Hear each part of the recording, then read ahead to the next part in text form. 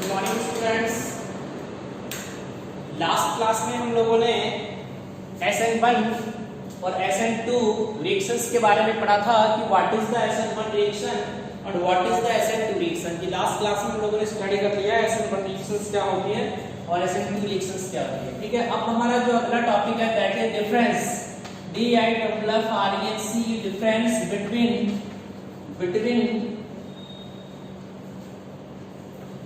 Between the SN1 and SN2 reactions।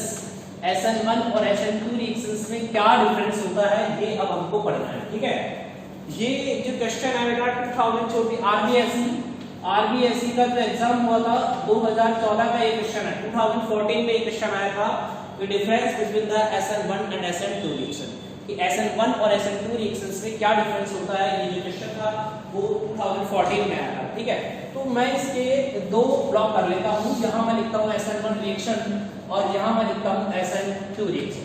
ठीक है, SN1 reaction होता है और एक SN2 रिएक्शन होता है। ठीक है, तो पहला तो अपन ये लिख सकते हैं, ये होती है ये यूनिमॉलिक्यूलर रिएक्शन। ये क्या होती है? यूनिमॉलिक्यूलर रिएक्शंस है, यूनिमॉलिक्यूलर रिएक्शंस है। और इनमें अपन लिख सकते हैं कि ये बाइमॉलिक्यूलर रिएक्शंस है, बाइमॉलिक्यूलर रिएक्शंस है। तो पहला डिफरेंस तो ये हो जाएगा कि ये तो यूनिमॉलिक्यूलर रिएक्शंस हैं और ये बाइमॉलिक्यूलर रिएक्शंस है। दिस इज फर्स्ट डिफरेंस हो गया। सेकंड डिफरेंस की बात करते हैं तो SN1 है ना वो टू स्टेप रिएक्शंस हैं। ये क्या होती हैं? टू स्टेप, ये टू स्टेप रिएक्शंस हैं। और ये जो होती है ना ये क्या होती है? इनकी अगर अपन बात करते हैं तो ये सिंगल स्टेप रिएक्शंस है।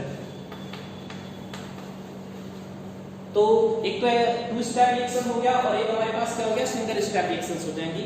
तो SN1 रिएक्शन और SN1 रिएक्शन और SN2 रिएक्शन। तो SN1 रिएक्शन तो यूनिमॉलिक्यूलर रिएक्शंस होती हैं और ये बाइमॉलिक्यूलर रिएक्शंस होती हैं। ये टू स्टेप प्रोसेस होता है और ये सिंगल स्टेप प्रोसेस होता है। ठीक है, इनमें क्या होता है?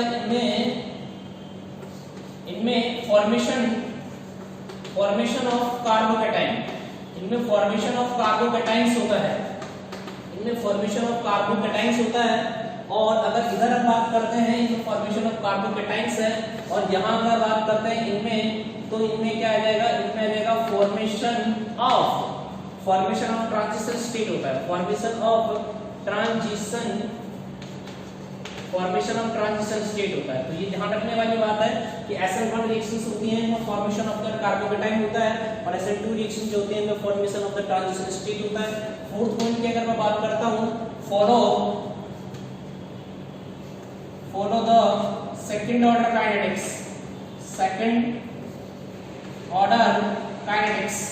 Follow the second order kinetics. तो यहां पर ये क्या जाएगी? फॉलो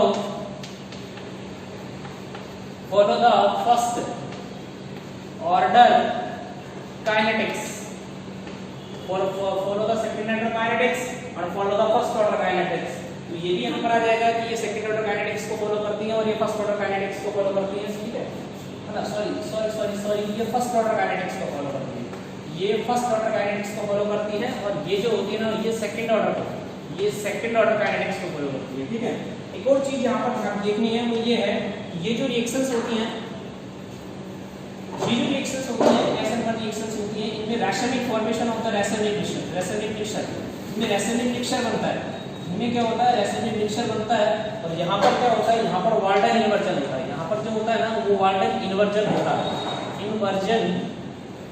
वाल्टन इन्वर्जन होता है। तो ये एक इंपॉर्टेंट बात है जो आप देखोगे कि difference between the SN1 and SN2 reaction. तो what is the difference between the SN1 and SN2 reaction?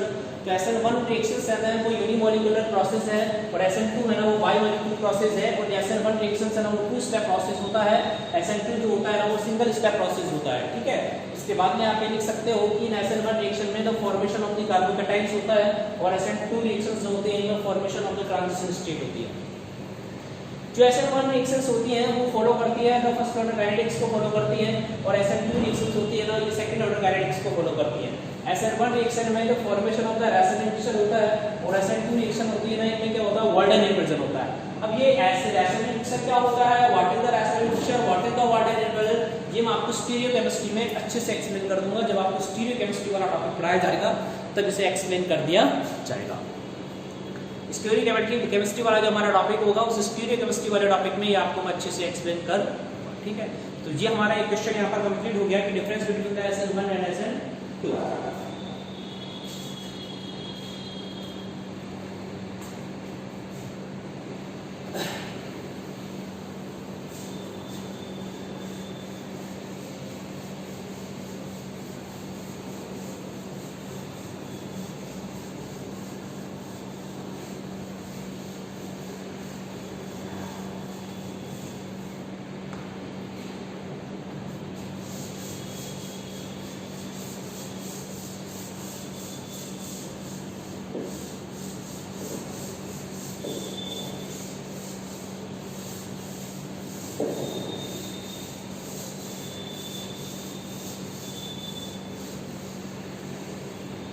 देखिएगा अगला हमारे पास rate of SN1 and SN2, rate of SN1 and SN2। SN1 और SN2 की रेट को हम कैसे डिसाइड करते हैं कि SN1 और SN2 का क्या रेट होगा, ठीक है ना। तो इसको हम कैसे डिसाइड करेंगे, इसको देखिए आप लोग ना, ये मेरे पास है CH3 और ये Cl, ठीक है। ये मेरे पास क्या है, ये दूसरा जो मेरे पास है, यहाँ से मैंने एक H को रिप्लेस कर दिया बेटा, तो ये मेरे पास क्या बन जाएगा CH3 CH2 Cl बन जाएगा, ठीक है।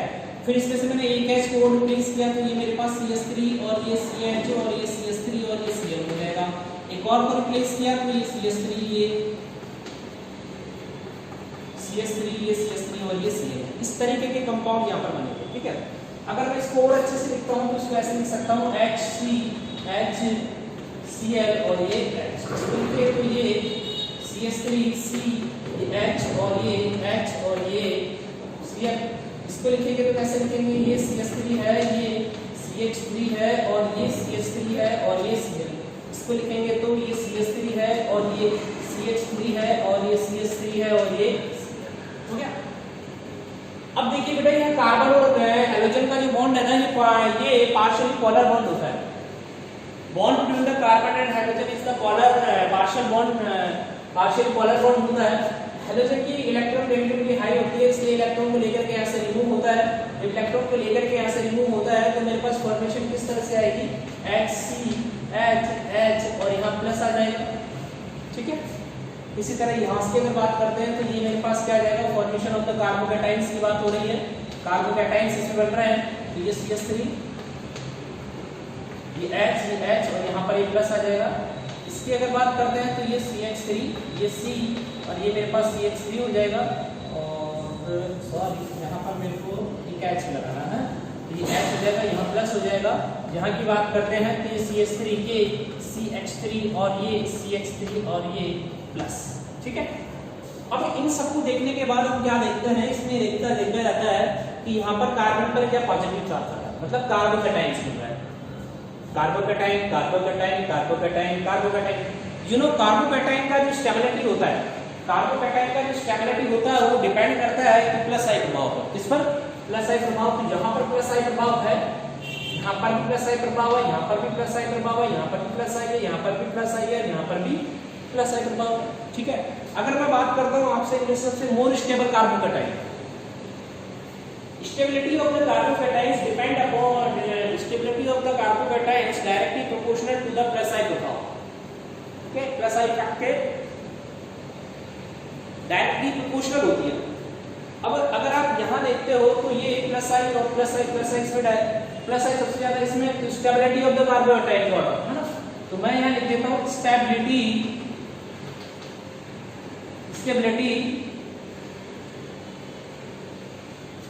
Of carbocation. Stability of carbocation की बात करते हैं तो मोर स्टेबल कार्बोकैटायन कौन सा है ये, ठीक है। और यू नो SN1 रिएक्शन जो होती है उन SN रिएक्शन में क्या होता है, फॉर्मेशन ऑफ द कार्बोकैटायंस होता है। तो मोर स्टेबल कार्बोकैटायन होगा, इसका मतलब SN1 की रेट भी ज्यादा होगी, तो SN1 की रेट भी ज्यादा होगी, तो SN1 का ऑर्डर क्या आ जाएगा, SN1। तो ये मेरे पास क्या आ जाएगा, SN1 का ऑर्डर। और आपको पता है SN1 और SN2 एक दूसरे के अपोजिट होती है, तो SN2 का ऑर्डर मेरे पास जाएगा, ये आएगा। ये मेरे पास क्या हो जाएगा, SN1 का नहीं, ये SN2 का ऑर्डर हो जाएगा। इस चीजों को अब आप देखोगे, ये बड़ा ये मेथिल क्लोराइड है, ये एथिल क्लोराइड है, ये आइसोप्रोपिल क्लोराइड है, और ये मेरे पास क्या टर्सरी ब्यूटिल क्लोराइड है। मैंने स्ट्रक्चर लगा, मैंने कहा ये पोलर पार्शियल बॉन्ड है, ये पार्शियली पोलर बॉन्ड है, तो यहाँ से CF के इलेक्ट्रॉन नेगेटिविटी ज्यादा होने का रिमूवल ऑफ इलेक्ट्रॉन्स हो गया, रिमूवल ऑफ इलेक्ट्रॉन्स हो गया, ये मेथिल कार्बोकेटाइन बन गया, ये बन गया, ये बन गया, ये बन गया। अब ये देखो ये भी कार्बोकेटाइन है, ये भी कार्बोकेटाइन है, ये भी कार्बोकेटाइन है, ये भी कार्बोकेटाइन है। अब आपको पता होना चाहिए stability of the carbocations is directly proportional to the plus effect. Stability of the carbocation directly proportional to the plus effect. Stability of the carbocation is the directly proportional to the plus effect. तो stability of the carbocation directly proportional to the plus effect। तो यहाँ पर जो more plus effect है तो ये ज्यादा stable होगा। और we know in SN1 reaction the formation of the carbocation take place, तो which is the more stable carbocation, this is the more stable carbocation, so the higher rate of the SN1, तो इसमें SN1 का higher rate होगा, SN1 का rate इस तरह increase होगा और SN2 का rate इस तरीके से increase। ठीक है, तो ये आपको यहाँ तक बात समझ में आई होगी कि SN1 का रेट कैसे डिसाइड करना है हमको और SN2 का रेट कैसे डिसाइड करना है। इतनी बात आपको समझ में आ गई? अगर इतनी बातें आपको समझ में आ गई तो आगे क्वेश्चंस वगैरह कैसे पूछे जाते हैं वो भी आपको मैं बता देता हूँ। वो देखिएगा आप SN1 का और SN2 के क्वेश्चन किस तरह से एग्जाम में किताब होते हैं।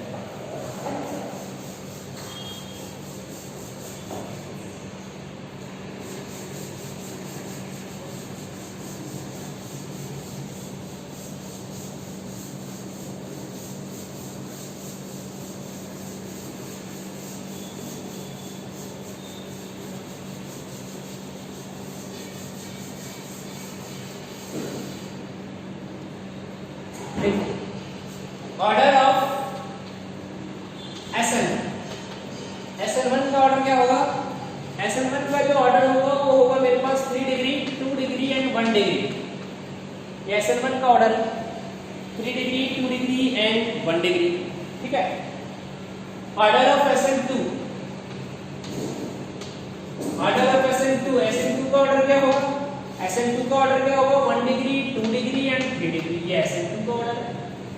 ठीक है, तो यहाँ पर आप देख सकते हो ये 2 डिग्री जो होता है वो 2 डिग्री SN1 भी शो कर सकता है और SN2 भी शो कर सकता है और 2 डिग्री।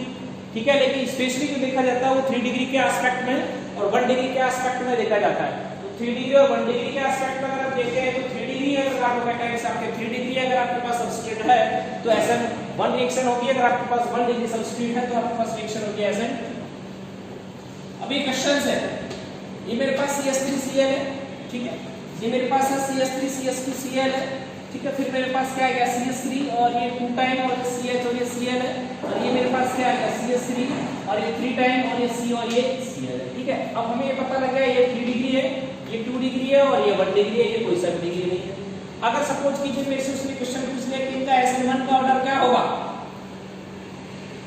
अगर मान लीजिएगा एग्जाम में हमसे ये क्वेश्चन पूछ लिया जाता है कि इसमें SN1 का ऑर्डर क्या होगा और SN2 का ऑर्डर क्या होगा। अगर हमसे क्वेश्चन एग्जाम में SN1 के ऑर्डर का पूछता है तो SN1 के ऑर्डर में आपको कोई दिक्कत नहीं आएगी। आप सीधा सा SN1 के ऑर्डर में लिख सकते हो कि SN1 3 डिग्री का सबसे ज्यादा होता है, तो हम ऐसे लिख सकते हैं CH3 3 टाइम CCl की सबसे ज्यादा रिएक्टिविटी होगी, उसके बाद में CH3 और 2 टाइम में CHCl इसकी रिएक्टिविटी से कम होगी और उसके बाद में CH3 और CH2Cl इसकी रिएक्टिविटी कम होगी, तो सबसे कम जो रिएक्टिविटी होगी वो होगी CH3Cl। तो ये ऑर्डर ऑफ SN1 है, ये SN1 का ऑर्डर है। अगर वो इसी में अगर आपसे पूछ कीजिएगा SN2 का ऑर्डर पूछता है, ठीक है, अगर वो SN1 का ऑर्डर पूछता है तो ये हो जाएगा। अगर आपसे वो SN2 का ऑर्डर पूछता है तो SN1 इसका जस्ट रिवर्स हो जाएगा, SN2 का ऑर्डर हो जाएगा CH3Cl, ये हो जाएगा। फिर इसके बाद क्या लिखना पड़ेगा CH3 2 time, sorry CH3 single time आएगा इसमें CH3 और ये CH2Cl और उसके बाद में क्या आ जाएगा CH3 2 टाइम ये CH और ये Cl और लास्ट टाइम मेरे पास आएगा CH3 3 टाइम और ये C और ये Cl। तो ये SN1 के ऑर्डर हो गए और SN2 का ऑर्डर हो गया। तो कई बार एग्जाम में से कोई भी एक क्वेश्चन एग्जाम में आपको दिया जा सकता है कि SN1 का ऑर्डर क्या होगा और SN2 का ऑर्डर क्या होगा। तो आपको इस तरीके से क्वेश्चन यही मिलेंगे जो आपको मैं एग्जाम ये दे रहा हूँ ना, ठीक है। SN1 का ऑर्डर क्या होगा, SN2 का ऑर्डर क्या होगा, इस तरह के क्वेश्चन भी आपको एग्जाम में देखने के लिए मिल सकते हैं कि SN1 के ऑर्डर में क्या डिफरेंस है, SN2 का ऑर्डर क्या होगा। तो ये SN1 के ऑर्डर और SN2 के ऑर्डर वगैरह किस तरीके से आपको क्वेश्चन एग्जाम में मिलेंगे। ज्यादा डिफिकल्ट क्वेश्चन एग्जाम में नहीं आता तो आप इजीली SN1 और SN2 के ऑर्डर को यहाँ पर आइडेंटिफाई कर सकते हैं। ठीक है। अब आगे की जो बात हमें समझनी है वो देखिए क्या समझना है।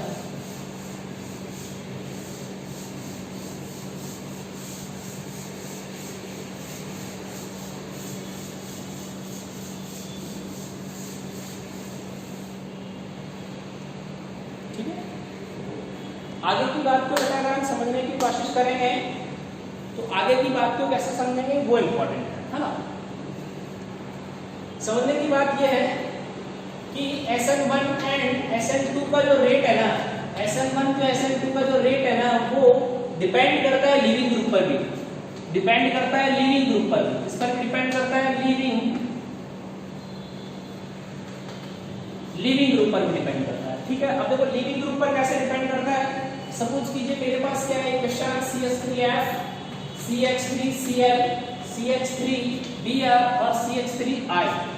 ठीक है, अब इनमें देखिए कि ये ना तो 1 डिग्री है ना 2 डिग्री है ना 3 डिग्री है, ये ना तो 1 डिग्री है ना 2 डिग्री है 3 डिग्री की कोई सा भी नहीं है।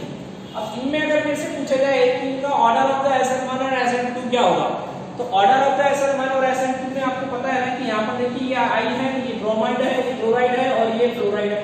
बेस्ट लिविंग ग्रुप कौन सा होता है, ये इसका ऑर्डर दिया जाएगा बेस्ट लिविंग ग्रुप का ऑर्डर। ठीक है, तो इसमें बेस्ट लिविंग ग्रुप का ऑर्डर दिया जाएगा। ठीक है, इस तरह भी अपन निकाल सकते हैं कि बेस्ट लिविंग ग्रुप का ऑर्डर अगर आप निकालेंगे तो ये वाला यहाँ से निकल जाएगा। ठीक है, कई बार क्वेश्चन एग्जाम में इस तरह भी दिया जाता है, ये मेरे पास RF है, ठीक है, ये RCl है और ये मेरे पास RBr है और ये मेरे पास क्या RI है। ठीक है, इनमें ऑर्डर ऑफ द SN1 का पूछ ले या तो देखो इसमें चाहे वो SN1 का ऑर्डर आपसे पूछ सकता है और SN2 का ऑर्डर पूछ सकता है, चाहे वो आपसे SN1 का ऑर्डर पूछे और चाहे आपसे वो SN2 का ऑर्डर पूछे, आपको डरना नहीं है क्योंकि बेस्ट लिविंग ग्रुप ये है, इसलिए ऑर्डर यही आएगा, चाहे रिएक्शन SN1 हो और चाहे रिएक्शन SN2 हो। ठीक है, तो इन क्वेश्चन में आपको कंफ्यूज नहीं होना, चाहे तो SN1 का ऑर्डर पूछ ले आपसे और चाहे वो SN2 का ऑर्डर पूछ ले, प्रोसेस यही चलेगा। ठीक है, अब आगे की बात करते हैं कि मेरे पास एक कंपाउंड है, ये है CH3C और ये CH3 और ये CH3 और ये Cl, और ये मेरे पास आ गया CH3 और ये C और ये CH3 और ये CH3 और ये I। ठीक है, अब सपोज कीजिएगा मेरे से कोई SN1 का ऑर्डर पूछ रहा है। अब देखो ये भी 3 डिग्री कंपाउंड है और ये भी 3 डिग्री कंपाउंड है, दोनों ही 3 डिग्री है, ये भी 3 डिग्री है, ये भी 3 डिग्री है। जब दोनों ही 3 डिग्री हैं तो इसमें क्या नोटिस करें, जब दोनों ही 3 डिग्री है तो आप इसमें ये नोटिस करो कि बेस्ट लिविंग ग्रुप कौन सा है, I, तो इसलिए ऑर्डर ऑफ द SN1 ये हो जाएगा, ऑर्डर ऑफ द SN1 ये हो जाएगा। तो इस तरीके के क्वेश्चन भी आपको कई बार एग्जाम में देखने को मिलेंगे कि SN1 का और SN2 का ऑर्डर क्या होगा। कभी क्वेश्चंस को इस तरह से देता है कि वो आपसे मैकेनिज्म लिखवाना पसंद करता है, कभी क्वेश्चन को इस तरीके से देता है कि वो मैकेनिज्म लिखवाना पसंद करता है। ठीक है, तो कुछ भी क्वेश्चंस को दे सकता है एग्जाम में, है ना। तो इनको अच्छे से आप नोटिस करेंगे, अच्छे से समझेंगे कि क्या प्रोसीजर हमारा एग्जाम का रहता है। तो ये आपका मेरे हिसाब से SN1 और SN2 मैंने आपको बता दिया, SN1 और SN2 में शायद आपको कोई प्रॉब्लम नहीं आएगी। ठीक है, SN1 और SN2 हो गया, SN1 और SN2 में डिफरेंस हो गया। उसके बाद में जो अगला जो टॉपिक है जो मैंने आपको सॉल्व करवाया है वो ऑर्डर ऑफ द SN1 और SN2। तो आपका ये मैंने SN1 और SN2 का ऑर्डर भी सॉल्व करवा दिया। ठीक है, यहाँ तक मेरे हिसाब से आपको कोई प्रॉब्लम नहीं आएगी। ठीक है, अगला जो टॉपिक है वो क्या है वो स्टडी करते हैं।